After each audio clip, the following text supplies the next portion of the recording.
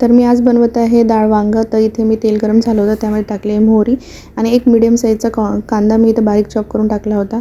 3-4 लसणाच्या पाकळ्या मी क्रश करून टाकल्या होत्या. त्यानंतर एक मीडियम साईजचा टोमॅटो चॉप करून टाकला आहे, ॲड केलं होतं. त्यानंतर मी त्यामध्ये हळद, तिखट आणि मीठ चवीनुसार टाकून घेतलं आहे आणि धने पावडर टाकलं होतं मी अर्धा चम्मच आणि अर्धा चम्मच मी गरम मसाला टाकून छान आता याला परतून घेत आहे.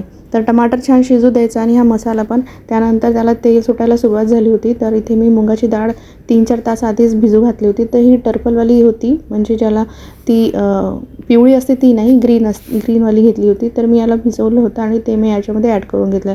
तर आता मी वांगे पण यामध्ये अशा प्रकारे कट करून घेतले होते, ते पण मी ॲड करून घेतले आहे. तर वांग्याची भाजीमध्ये मुगाची डाळ खूप छान वाटते, तुम्ही एकदा नक्की ट्राय करून बघा. तर आमच्या घरी तर सगळ्यांना ही फेवरेट आहे आणि वीरची तर वांगे फेवरेटच आहे.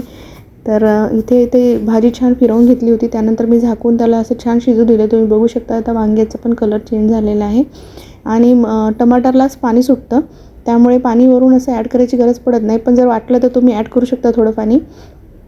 तर यामध्ये छान असं टमाटर आणि मुगाची डाळ अशी शिजवून घ्यायची.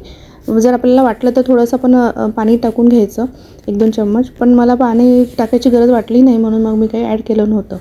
तर तुम्ही बघू शकता इथे आपली डाळ वांगं पण रेडी आहे. तर मी इथे मुगाची डाळ पण चेक केली होती आणि वांगं पण छान शिजलं आहे. तर इथे मी आता फ्रेश कोरिअँडर टाकून घेत आहे वरून. तर ही भाजी जेवढी सिंपल तुम्ही बनवणार ना तेवढीच टेस्टी पण आहे, लागतं. आणि माझी पण खूप फेवरेट आहे ही भाजी. तर तुम्हाला ही कशी वाटली, कशी रेसिपी नक्की कमेंट करून सांगा. आणि वीरची तर वांगे फेवरेट आहे, त्यासोबत मी साधं वरण केलं होतं आणि भात केला होता, चपाती केली होती. तर वीरला तर खूप भाजी आवडली होती आणि रात्रीच आमची ही भाजी संपली होती. तर भेटूया अशा सिंपल इझी रेसिपीसोबत नेक्स्ट व्लॉगमध्ये. तोपर्यंत बाय बाय.